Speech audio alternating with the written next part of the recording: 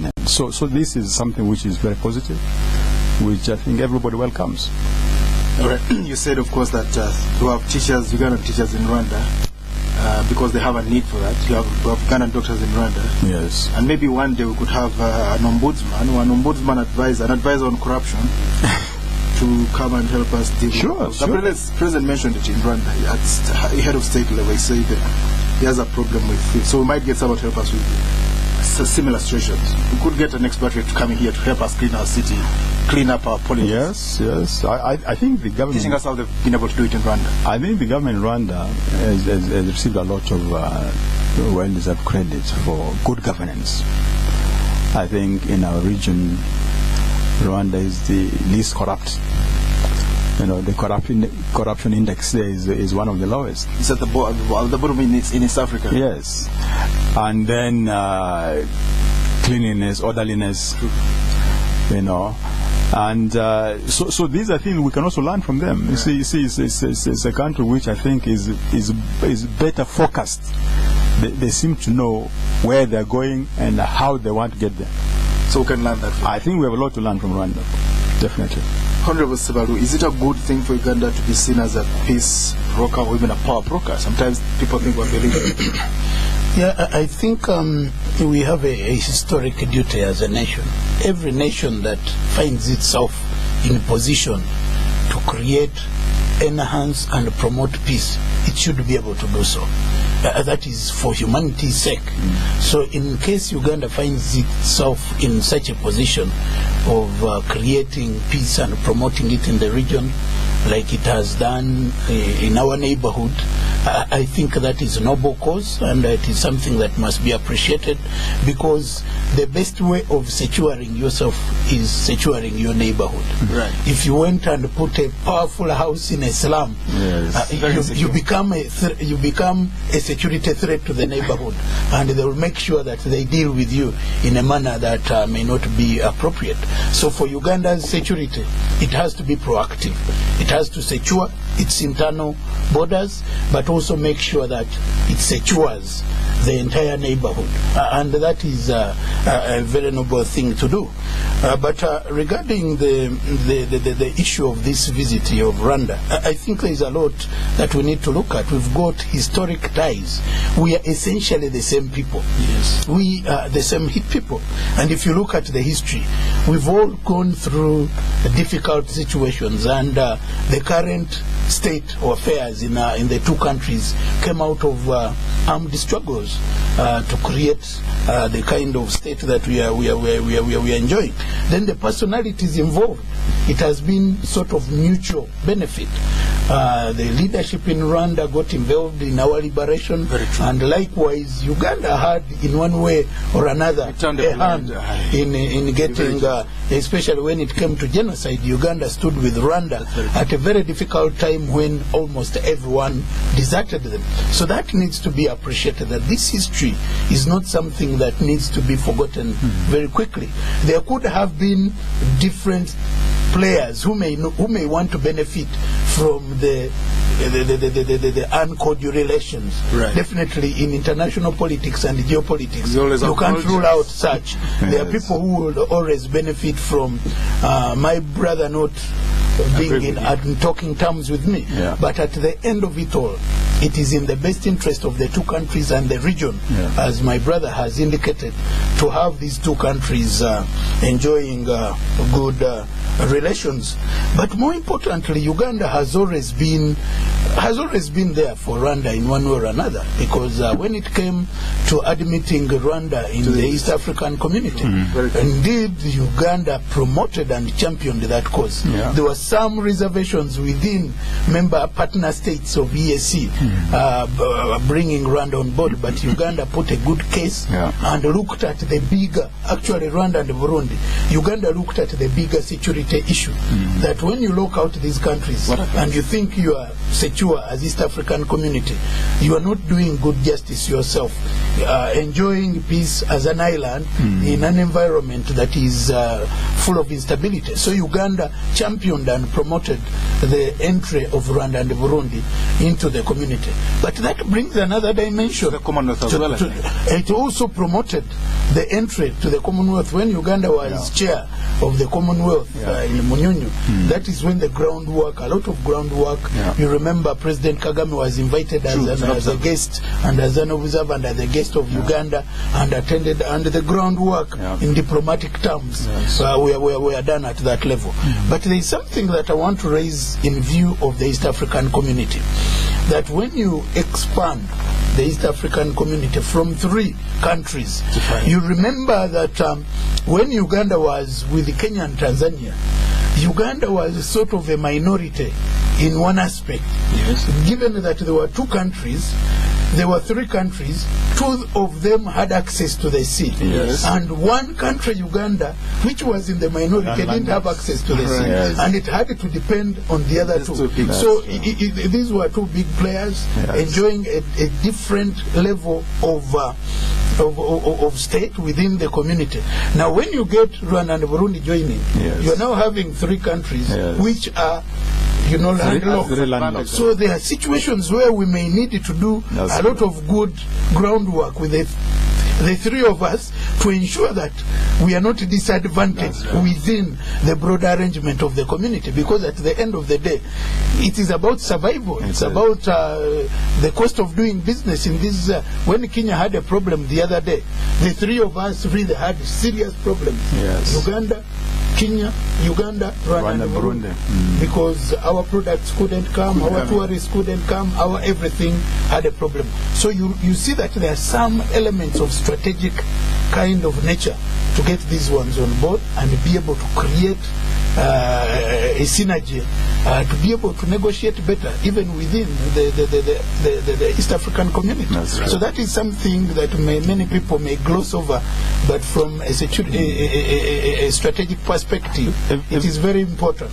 Even to add to what Honorable Mike Sebalu said, you see, the new Secretary of the East African community is from Rwanda. That's true. You remember there was an attempt to deny Rwanda. No, I wouldn't go that far. But there was an attempt to say that, it should still go to one of the original 3. I think behind the scenes, Uganda played a very important role. Says, no, we must treat even the new members at par. And I'm glad they made a very good choice. I think the Secretary General started extremely well. I'm sure he's going to leave a fantastic record. I'm very impressed with what he's done so far, and what I'm sure he's going to do a lot. Yeah, he's so is really something which nobody's going to regret. In fact, even those who were, to use the word, trying to rig him out, now they say, I think we would have made a mistake. This is a good choice. Right, and of course Richard Sedzibera, our doctor, he was Paul Kagame's ambassador, President Kagame's ambassador to the Great Lakes region. Before he took over that position. So obviously actually was a special envoy. Special envoy to the Great Lakes region of President Paul Kagame. Ambassador Acemah, talk to us about equipping these foreign missions. Are they well equipped? Let's talk about Uganda. Well equipped. You can bring it to the East African region. Well, now that I'm not in service, I can talk frankly. Go on. Well, Honorable Sebalu, you have visited some of our missions. I think our missions deserve better. You see, foreign policy is really the window of Uganda abroad. And as a country which is still very dependent on development assistance from our partners, I think we could get more and do better if we had we invested more in our diplomacy. One, we need to professionalize the foreign service. You see, the diplomacy is a profession. It's like the military. True. It's like the medical. Yes. So really, it's not sort of by the way. Yes, and it's not a profession where you can just pick somebody from nowhere, and especially put him at the level of head of mission. And in most developed countries, you find most of their diplomats are career people. So I think the first thing we need to do is to professionalize our foreign service to make it career from third secretary up to head of mission. Secondly, we need to provide more resources for our embassies. You know, when I was in Brussels, we had the misfortune of in our official residence, which was one of the best of African missions. In fact, the official residence of the ambassador was condemned. You know, in fact, it's like a building in Kololo, which was run down because of basic lack of resources to maintain it. Right. And many of our missions have run into these difficulties. So I really, I hope that, and what sometimes pains me is that our colleagues in the Ministry of Finance, they routinely visit our missions. And I'm sure they do appreciate the important role that our missions play in realizing the ITT, investment, trade and tourism. You see, when you see the Minister of Finance signing an agreement with either World Bank or with EU, right, the groundwork in most cases is done by our diplomats, by the embassies. You know, it's like somebody who is your wife or your somebody, your cook, who cooks very delicious food in the kitchen. Yes. You have guests, but you won't take credit for the food that, you know, this is what I've provided. Right. When in fact somebody else. You know? So we need to invest more resources in our diplomacy. You know, in Brussels, for example, you find many countries, South Africa, their commercial section is, I think, bigger than all the embassies of Uganda, Kenya, and Tanzania combined. The commercial section. Yes. They're promoting South African wines. Yeah. Like now they're competing at par with the French, Italian wines. Right. They are exporting so many things. You know, Kenya, in our region, I think Kenya is doing much better. They have a full-fledged commercial section. We used to have that, but not anymore. You know, when I went to Brussels, I think we were like 10 diplomatic staff. By the time I left, we were down to 5. I don't know how many there are now. You know, you cannot, because apart from EU, we cover Belgium, Netherlands, and Luxembourg. Benelux countries? Benelux countries. And Netherlands is one of our big donors. You know, Netherlands is a big donor and a country which doesn't attach any strings to what they give us. Just to add, before maybe the funding of our foreign missions, the staffing, the level of staffing, yes, in terms of size is also something that disadvantages because if you talk about the Geneva mission, where you have WTO, right. Now WTO has many committees. Yes, it has many committees, over 20. Yeah. Now if you have a staff level of about 5, that means you will miss out on so many major decisions which are taken without your input, and yet they are going to impact on your operations. So that is really critical. A mission like that, you find all these countries have a staff who can attend each and every committee, so that when a decision is taken, the input and the interests of the country are taken into account. Just to add to what he's saying, we can just take like the United States. They have a separate embassy accredited to WTO. Separate. They have 3 embassies in Geneva. One to Switzerland, one to WTO, and one to other UN organizations. And there are like 15 or 20 of them there. World Health Organization, UNCTAD, EALA. And when you have 5 officers, you can't even begin. You can't. But I think what we need to appreciate, I really, because when I was in the National Parliament here, I used to be all my 5 years, because I had a specific interest in foreign affairs. I was on the Committee of Foreign Affairs, yes, and I totally appreciate how they operate, the conditions under which they do serve. Right. But given the level of facilitation they have, which is less than optimal, I want to salute the Ministry of Foreign Affairs and the staff out there. They've done a tremendously good job in projecting the image of this country and being able to pull off very important, areas that give Uganda visibility. The CHOGM, getting CHOGM to come here was not a cup of tea. Right. Getting the IOC meeting of ministers here, getting the Security Council slot is serious work. Getting the AU heads of state and the heads of government and state that was here in Munyunyu, and all this, it is it is an outcome of serious lobbying, serious work. Given the conditions, we really need to pat them on the back, and I want to do this in this program. I want to thank you, Honorable, on their behalf. And I also want, in return, to appreciate the role that the Foreign Affairs Committee in Parliament has done. They have visited most of our missions, and they have always submitted very clear reports with recommendations. Unfortunately, most of the recommendations were not implemented. Very well shown. But in terms of advocacy, I think you've done a wonderful job. And really, to be fair with them, the level of funding may not be appropriate, but those increments that have been registered over time have had a lot to do with the input of the parliamentary committees saying, look, we need to invest a little more if we are to gain the image that we deserve out there. So they've really done something. Let's hear from you, listeners. This is Spectrum. Our discussion tonight is the Ugandan foreign policy headed in the right direction.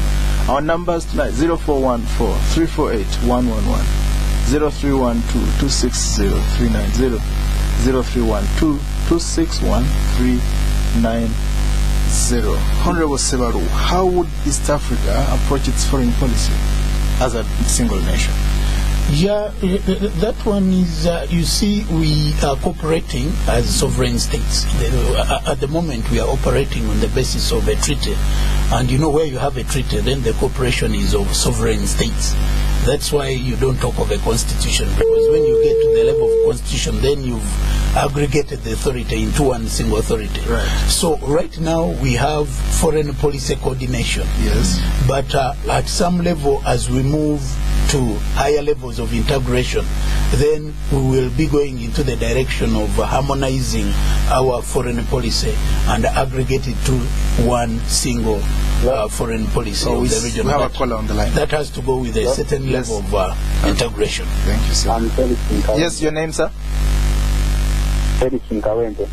Dennis, you're welcome. My question is, especially I want to ask Mr. Sebalu and the others as to what contribution the other powers have made in our foreign policy, because there is an argument that most of their work is of neocolonialism, simply trying to take on their interests. And what do we gain as Uganda? And most especially other concerns, nations like the United States, which are mostly concerned about their interests, and here being pushed and today just squeezing their own interests out of us. Are we really gaining anything out of? And their military base here, are we safe with their militarization of Africa? Thank you. All right. Honorable Sebalu, you can. Yeah, we'll definitely share. My brother will contribute. You see, one thing that I want my brother to appreciate is that foreign policy is an aggregate of national policy in foreign environment. At the end of the day, there is no way you can have a policy within a vacuum. It must be with other nations. There must be other nations. They have their interests, you have your interests. You must reach a point where you may need to compromise certain aspects and end up with a win-win situation. There is no way a country will have 100% its interests achieved when it is playing with other stakeholders. So there is always give and take, but at the end of the day, you need to know your minimum, your fallback position, because Uganda cannot relate alone. Uganda has to relate with the region, it has to relate with the continent, and it has to relate with the international community. And there are those aspects of mutual benefit. Actually, at the end of the day, the principle of mutual benefit is important, because you must gain something and your colleague must gain something if you are to move together in a manner that is mutually beneficial. Well, just to add to what Honorable Sebalu is saying, You see, in international politics, international relations, every country tries to pursue its national interest. Uganda, Kenya, United States. Of course, the bigger countries have got a better capacity to pursue their national interest. But also there is the interdependence. You see, we live in what they always call a global village. Yes. You know, so everybody is a neighbor. So in that interdependent world, there is that give and take, which Honorable Sebalu said. And that's where you need a lot of skills. You see, if you don't have the skills, if you don't have the professional people to go and pursue then you may not get as much as you could if you have the people who have the know-how, who have the expertise. And after diplomacy, they tend to deal with people they know. You know, some people you have met before. And that point of reference. Yes, point of reference. And that spirit to call, you know, there is that it sort of facilitates negotiations. But certainly each country is out there to pursue its national interest. And you can be sure the big countries, even when they're here, don't assume that because they have more than us, they will not want to take something from us. Even the little you have, they want to take it. Exactly. So you must protect your own interests. You know, if you don't protect the interest, they'll take it. Right. You know, and you can't blame them because you're there. You know, like these WTO negotiations, if there are meetings taking place and you don't have the people to attend them, nobody's going to think for you. They take a decision, it is binding on you. Right. And that's why diplomacy is a specialized field, because it has a lot to do with bargaining, getting your viewpoint, carry the day. Let's hear from our last caller tonight before we wrap up. Spectrum, hello? Hello. Okay, Honorable Sebalu, sorry I interrupted you. Please continue. Yeah, like I was saying, you know, diplomacy is a highly specialized field, because at the end of the day, you are in a pool. And you must put your case to prevail over others. That's why you find that with very good negotiation skills, you may find less powerful countries pulling off a big bargain. You know, bargain out of a big power, depending on the way they've put their positions and the way they've managed to put their point across. Right. And of course, Ambassador Acemah, I remember there's something you told me that's way back in the early 70s. They put together a group of young men, brilliant young men, training them for diplomacy, and they discovered some of them did not actually have the natural skill to be diplomats. They were inclined for other things, and they actually removed them. So you need that level of discretion in knowing who's really cut out for diplomacy. It does matter at that level. You see the training, even, you know, ultimately with good training, exposure, with give people opportunity, you know, you can mold them into becoming effective diplomats. And when you work on the mindset, into an ideological thinking which you want to pursue the country. Right. Yes, some of these countries have done that, like the Asian tigers. Yes. They get the best brains, take them to the West, and make sure they understand the Western way of doing things. Right. And by the time they post them there, they really reap maximum benefits out of such postings. But there's an American managing guru, I forget his name. He was taken by China many years ago, I think in the early 70s. He's one of the best management gurus, I think one of the top 20. He was taken to China and they credit him with the turnaround of that economy. So you find that but it takes time, it takes a lot of effort, it takes resources. You must invest in training heavily, you know. And you see what I saw in my 30 plus years in diplomatic service was you find the countries which focus, which have professionalized their foreign service, are always the most effective. One of them is Cuba. See, Cuban foreign service is very effective. Yes. And Singapore. You know, Singapore, a small country like us, but you find they are very, very, very well trained. And they take the best people, you know, right? And this is what we used to do to them. I hope we're still doing it, you know, because you must recruit some of your best people. Give them intensive initial training.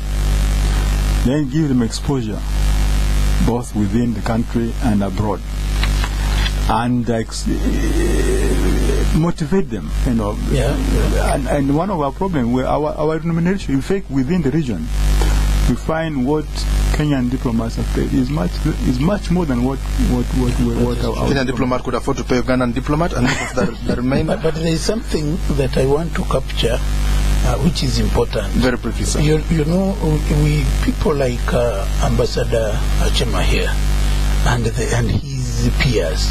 You know, in some other jurisdiction, they get a reservoir of highly experienced diplomats, and they are always available and called upon to execute certain missions on behalf of the country. That is something that I want our country to look at. Such people can be part of certain missions to anchor them with supportive mechanism out of experience and exposure. And to mentor the other people, and to mentor inform others. decisions, inform strategy. Yeah, that is quite important. These are people who are needed to be part of certain missions and give it that grounding that is very necessary in high-level negotiations. Before we go very briefly, Honorable, so is there any possibility of having a single mission for East Africa, even before we get the political union? Is there any that is something we are looking at, because when you look at our major interests within other players, especially in Europe, you find that we are begging for trade, we are looking at education.